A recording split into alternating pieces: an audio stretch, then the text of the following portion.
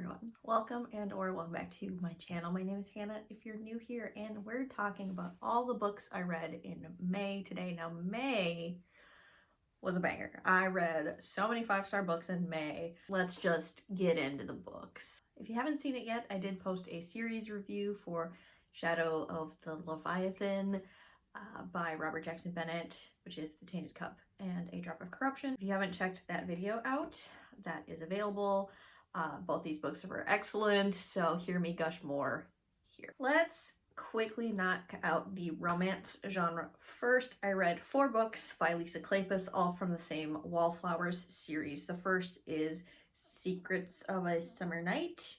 This is following Annabelle and Simon, and Simon is an entrepreneur and is kind of new money. Has made his money through industry, and Annabelle is of the peerage but is very poor and is kind of desperate to take care of her family, and she wants to marry into a wealthy nobleman household but can't manage it, and she has a group of friends, which we're following the other friends in subsequent books. This was a 4-star read for me. This was just a sweet, tender, cute romance.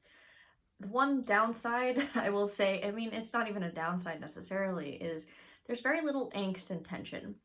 It's very clear that it's a he fell first, so he's obsessed with Annabelle right away. She takes a little bit of convincing, but not much, to have a crush on him and to pursue him. And so there's just not a lot keeping these two separate. There's no third act conflict. There is a third act event that happens, but there's no breakup in this story. So I like a little angstiness and a little tension between my main protagonist in a romance novel, but this was just a very sweet, tender, lovely romance. So I would really recommend this one if you're just looking for something light and fluffy and fun and not that serious. It Happened One Autumn is the second book in this series, which was also a 4-star read. We are following Lillian Bowman, who is an American heiress, so she has a lot of money. She is trying to marry into the European nobility. And this is also following Marcus, who is the Earl of Westcliff, and this is kind of an enemies to lovers situation. They really don't like each other, and of course they end up falling in love. This one is a little more angsty, in my opinion, but again, this is a really sweet romance. There's no third act breakup. And I think I like this one slightly more than Secrets of a Summer Night, but these are both 2 very solid romances. I really like the side characters. I like the main characters. There's not much to dislike here. The third book is my favorite, which is A Devil in Winter. This is actually a reread for me. This is part of the secret video I've been working on for like a year. But we're finally gonna sprinkle in some of those books as well, and I am working on filming that year-long video. So, A Devil in Winter is about Evangeline and Sebastian. Sebastian is a notorious rake. He actually is the antagonist of the second book in the series, so if you read them back-to-back, you might not like Sebastian, but I read A Devil in Winter separately at first and then read them in this like binge that I did.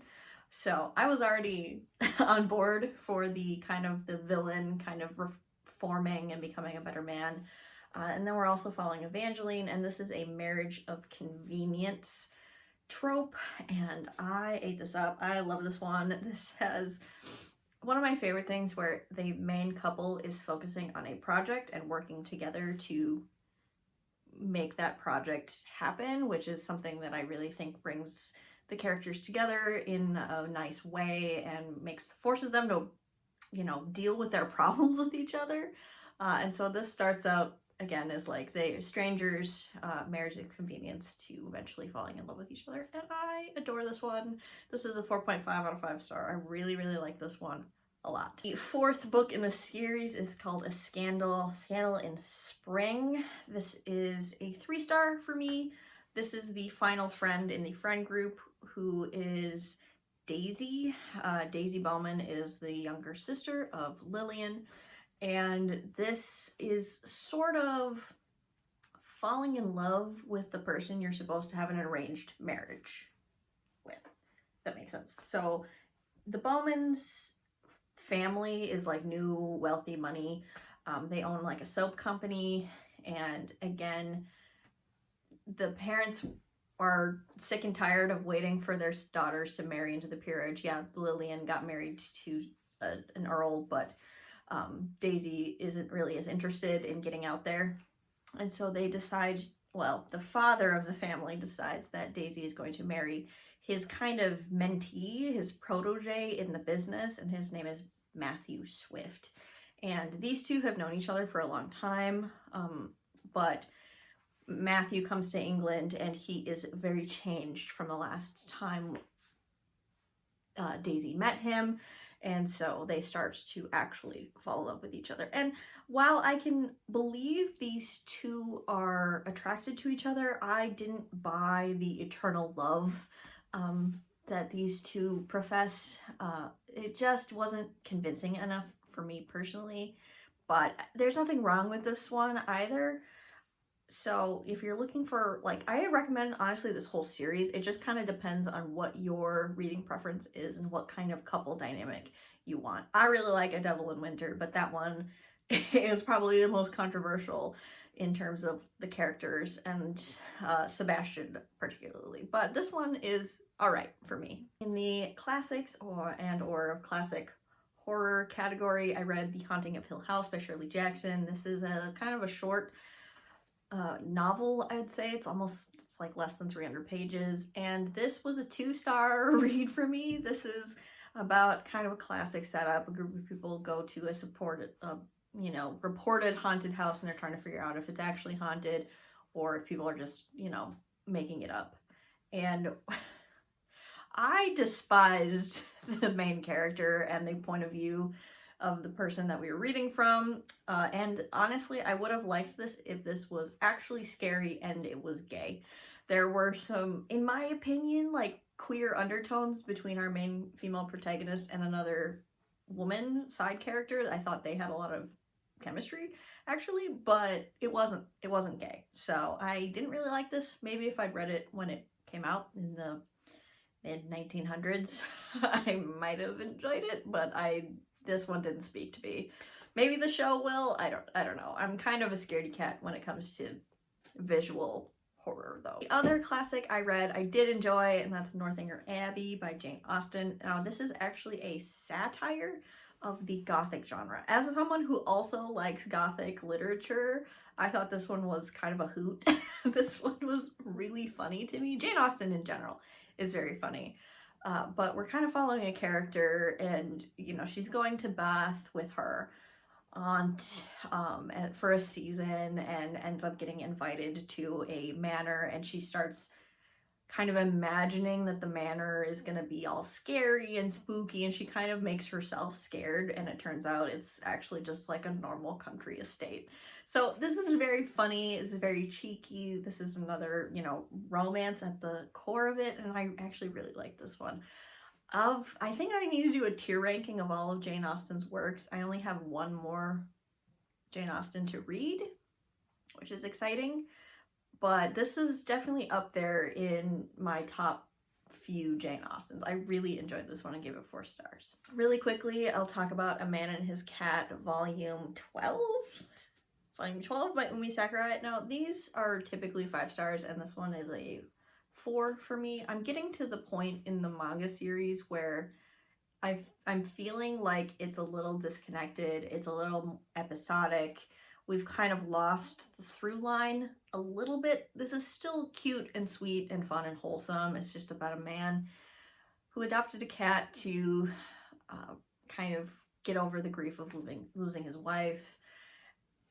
Lovely story, but I think we're getting to the point in the series where it's starting to feel dragged out, in my opinion. Still a 4-star read. I will still continue the series because I am still enjoying it, but it's not one of the stronger volumes, in my opinion. In the fantasy sci-fi category, we have the second book in this big old bind-up, The Deed to Poxenarian by Elizabeth Moon. The second book is Divided Allegiance. And so I did not like this. I gave the first book in this series like 3.5 stars. Really enjoyed it. It's a little dry and a little slow, but I enjoyed it. The second book, Divided Allegiance, is even drier, even slower, and what this author puts our main character Pax through at the end of this book is truly horrifying and felt a little gratuitous to me. Pax survives not one but two attempted assaults in this series. The first is in the first book, the second is at the end of the second book. I am spoiling that because I think people should know what they're getting into if they choose to pick this up.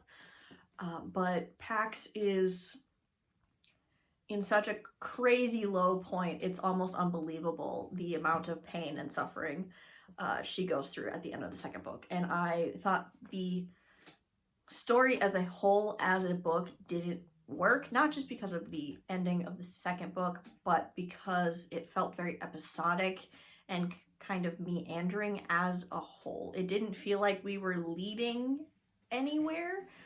We finally got somewhere about 60% of the way through the book, where Pax is finally making steps forward in her personal journey, versus the first 60% was just kind of her bumbling around and not really having a direction. And it's fine to do that for a little bit, but that was kind of a lot to slog through, in my opinion. I don't know if I'm going to continue. I feel almost cheated at the end of my reading experience with book 2, to the point where I kind of want to read the third book to see how Pax turns everything around and how she recovers from what she's been through. But other than that, I'm pretty disappointed in this second book, and only want to read it kind of begrudgingly, the third book. So that's disappointing.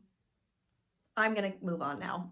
Another book I thought was just okay is this short novella, Odd Spirits. I know, the foiling, gorgeous book, but you can hardly see it. This is Odd Spirits by S.T. Gibson. I'll put like a picture of it up too. This is a novella. Basically, it's about a marriage in trouble. This is following Moira and Reese, who are the main characters in Evocation. So this is a prequel novella talking about their early marriage, and they have a marriage in trouble. And this was so predictable to me that I found it very unengaging. It was interesting to see the character dynamics of the main cast of that book in here, and to see like what they were when they were slightly younger, early on in their marriage. And then even David, who's the protagonist of Evocation, came in. We get to see him again. But other than that, I thought this was predictable and not really worth the $20 I paid for it, to be honest. But it's really pretty. It's got nice artwork. I just thought this was fine. Ultimately, I thought that was fine, which is kind of disappointing. This is a 2.5 star, maybe a 3 star on a good day, but I didn't think this did anything super special, which might be controversial. But Hannah, where are the 5 stars you promised us? They're right here. I saved the best for last, in my opinion. These are the books I absolutely love this month. First, we'll talk about The Bound Worlds by Megan E. O'Keefe. This is the third and final book in the Devoured Worlds series by this author, and I had a blast. I really liked this one. It's not my favorite of the trilogy. I think my favorite is still book 1 and 2. Those are pretty much tied for first place. But I thought book 3 was a solid conclusion to this epic trilogy. Book 3 is a little timey-wimey, which isn't my favorite, but overall I thought it ended the story well and things worked out how they are supposed to work out. That's all I'll say. This, if you're looking for an epic sci-fi with a primary romance, I recommend Megan E. O'Keefe like point blank, but this series in particular has an excellent romantic subplot slash almost leaning main plot. I had a great time. This is a 4.5 out of 5 stars. Then we have King's Rising by C.S. Picot. This is also the third book in a trilogy. This is the conclusion to the Captive Prince trilogy. And again, I don't really recommend this dark romance fantasy trilogy, but I ate this up. I ate up the whole series. I thought every installment was delectable. I'm not gonna say like good, because there's some dark stuff in here, but it was delectable. I couldn't put it down. I didn't want to stop reading it, and I just had a blast. I really liked the conclusion of this. This author is very smart and like knows how to maneuver the politics of this world really well, and I really appreciated all of that, as well as the romance. I really believed in these two by the end. And it's a true enemies to lovers, actual enemies to lovers. And I think the slow burn was delectable. This was delectable. I loved it. 5 stars. On sort of a tangential flip side, sort of, is Before They Are Hanged by Joe Abercrombie. This is the second book in the First Law trilogy, and I, again, ate this up. I was captivated by page 1. These characters are so interesting to follow, which is not a very nuanced take. A lot of people really enjoy the characters of Joe Abercrombie, and I am one of them. I couldn't stop reading this. Actually, this was so engaging and intense, and slightly, ever so slightly more plot forward than book 1, which is saying something, because book 1, like, nothing happens for 75%, and then bam, bunch of action happens right at the end. This had, you know, some battles throughout, a little bit more so. I thought the pacing was a little bit better than book 1 in that way. I enjoy all these characters.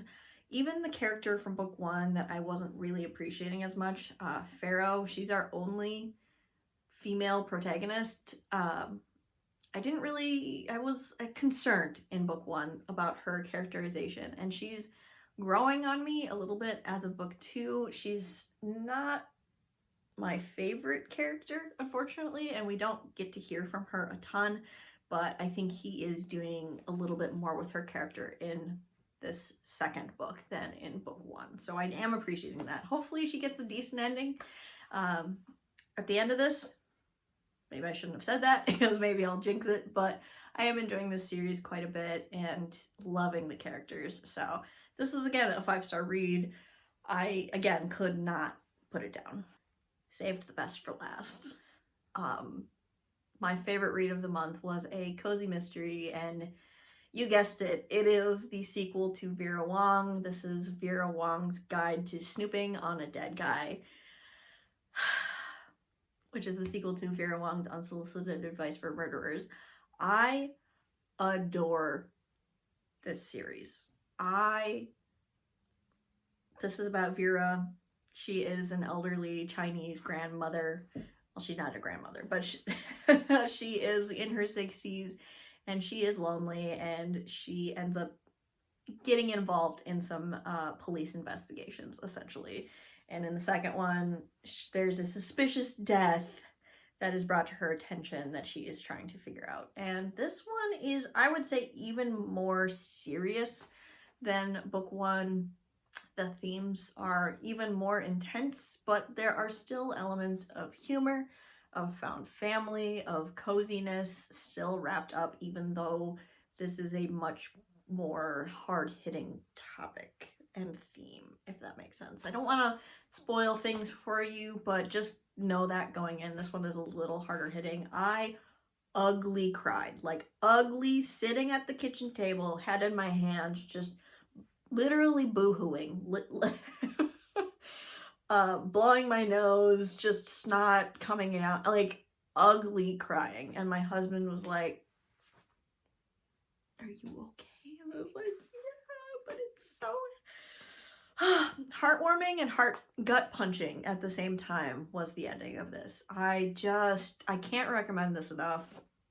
I'm not a cozy mystery regular, so maybe this isn't for the seasoned cozy mystery readers, but I highly recommend the series. I thought the sequel was just as good, if not better, than book 1, which is high praise for me. It's very hard to top this, the, you know, first installment, in my opinion. But I just, Chef's Kiss. I keep thinking about this long after I've read it. I am kind of obsessed. I would like 14 more of them. Give them to me now. Spectacular. I can't say enough good things about this sequel. This was, again, a 5-star. This was my favorite read of the entire month, and I'm gonna stop gushing now because this video is probably long enough as it is. Those were the 13 books that I had to talk to you about from my month of reading in May. I had a blast in May. This was such a good reading month as compared to April, where I was really struggling to find things I enjoyed, and this month I had so many things that I was engaged with and really felt attached to and really enjoyed. I hope you all had a great reading month in May as well, and I will see you in another video of mine very soon.